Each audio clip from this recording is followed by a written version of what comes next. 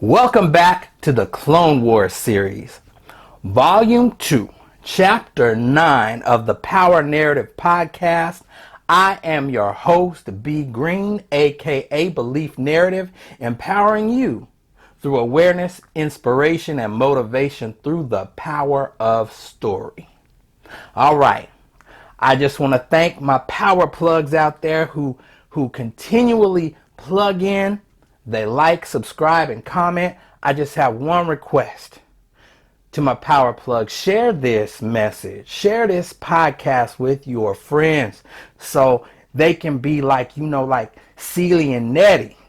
Ain't no ocean, ain't no sea. My key, da can keep this podcast away from me. My key, da. Okay, and moving on.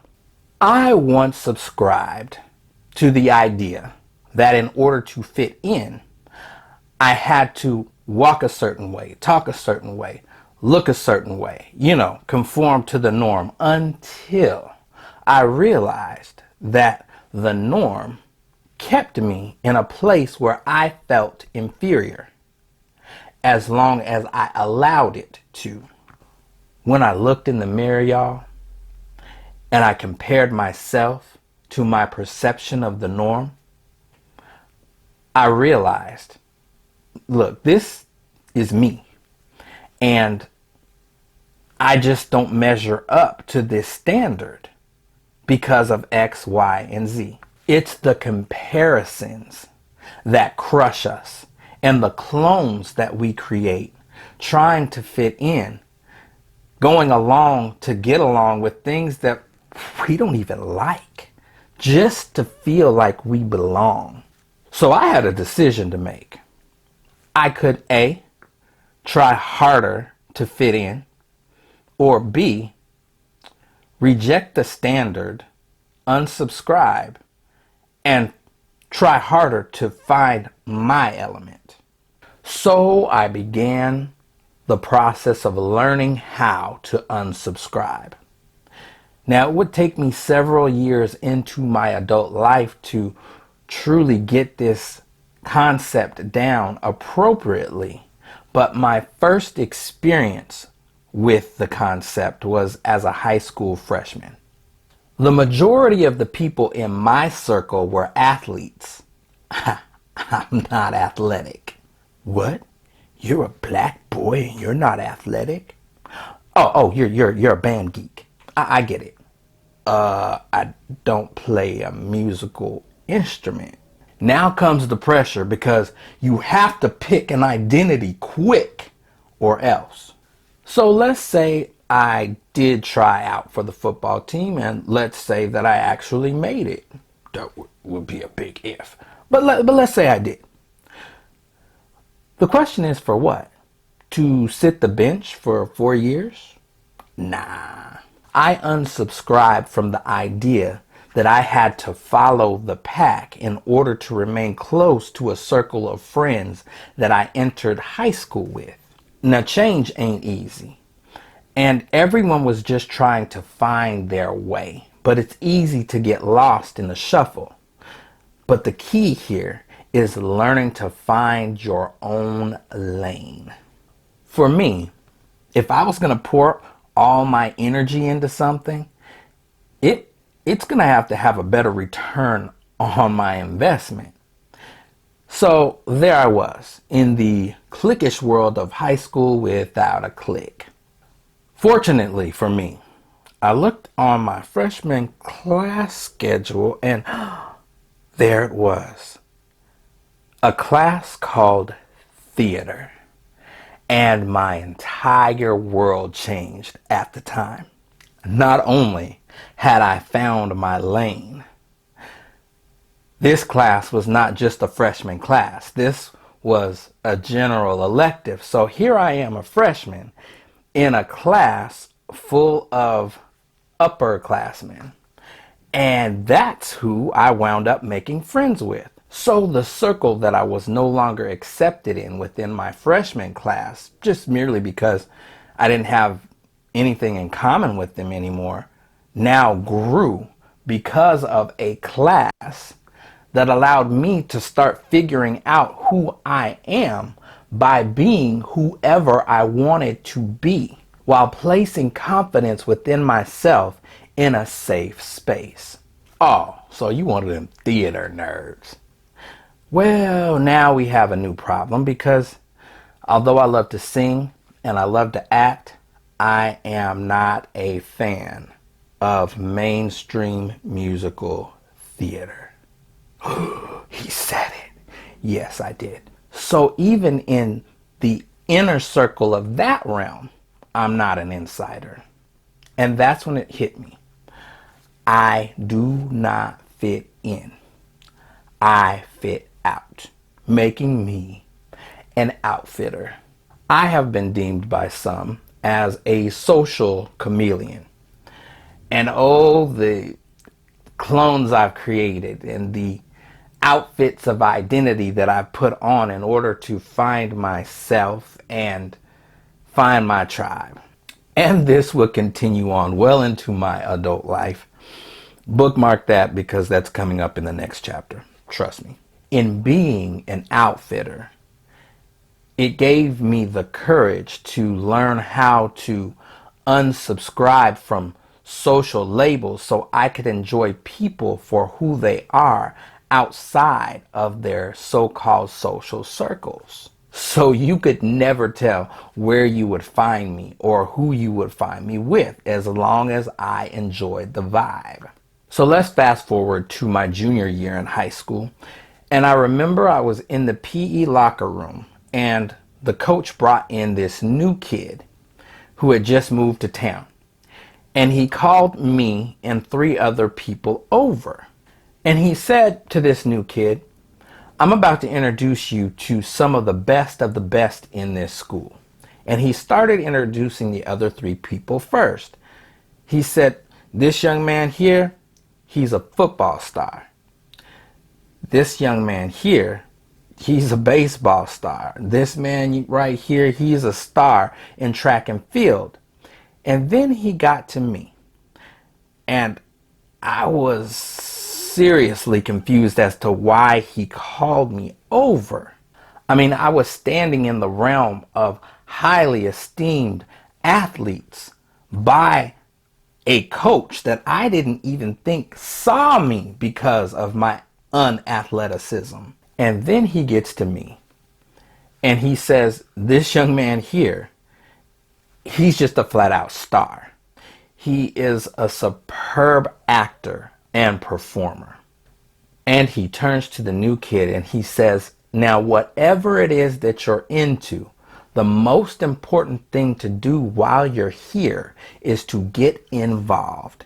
And I'm sure that these young men that I introduced you to would be more than happy to answer any questions you have about how to do that. Now, this was an important moment of validation and confirmation for me, and a reminder that when you put forth effort into your genuine lane, you can't help but shine.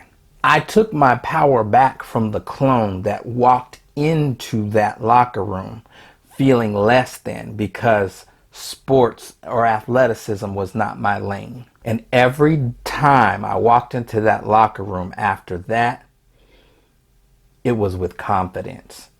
One of my favorite examples of finding your own lane and breaking social standards is in the movie Ratatouille.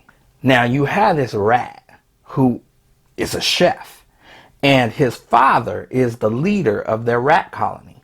And in this scene, they're sitting at a table arguing.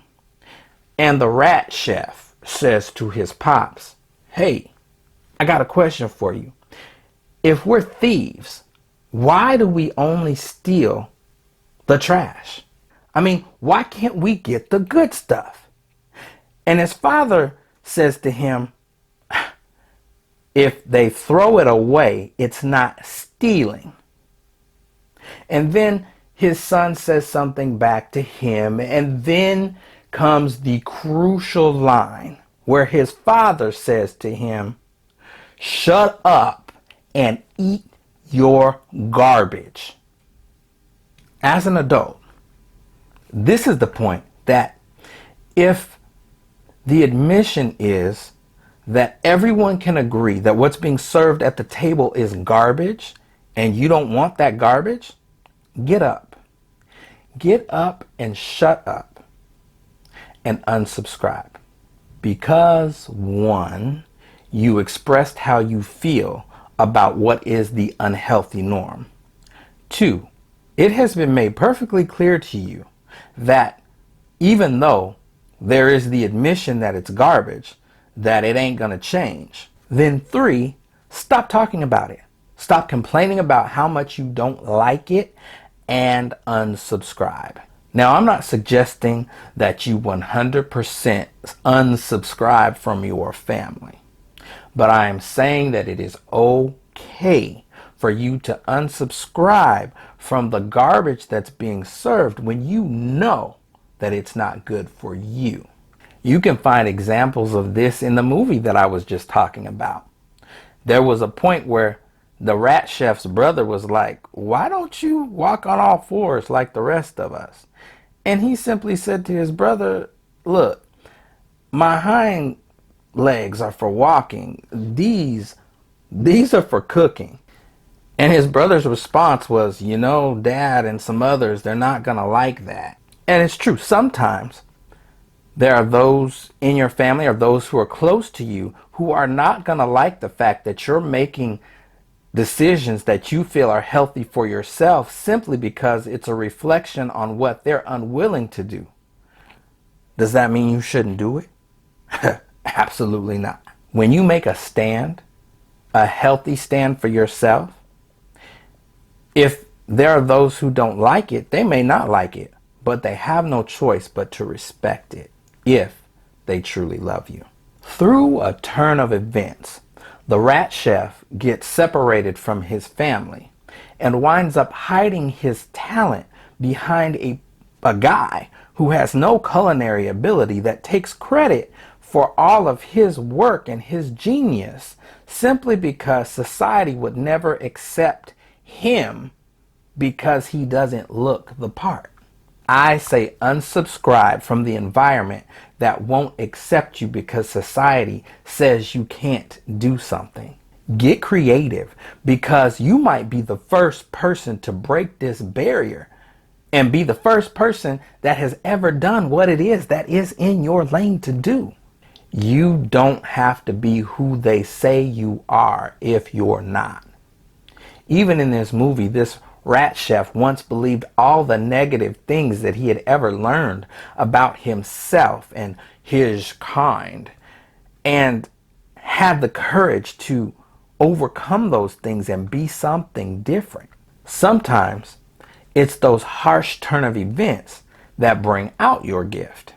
A very interesting story from scripture is about three bad brothers you know so well by the name of Hananiah, Mishael, and Azariah.